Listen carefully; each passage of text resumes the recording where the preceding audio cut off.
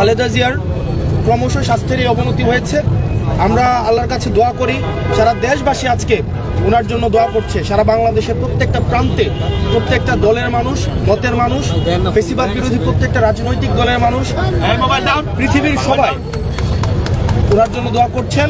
উনি যেন দ্রুত সুস্থ হয়ে ওঠেন এবং ফেসিস্ট খুনি হাসিনার ফাঁসি যেন উনি দেখে যেতে পারেন। আপনারা সবাই দোয়া করবেন ওনার জন্য। নাসির ভাই আপনি একটু সামনে আসেন।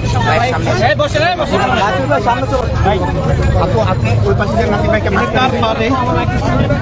চ্যানেল 9 এর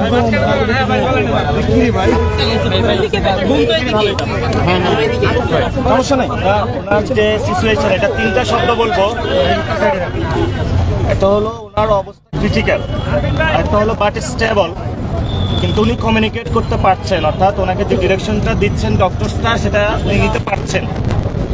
যদি তাহলে কি করব আমরা, আমাদের একমাত্র একটাই, সেটা হলো দোয়া ছাড়া আমাদের কাছে কোনো কিছু নেই এখন।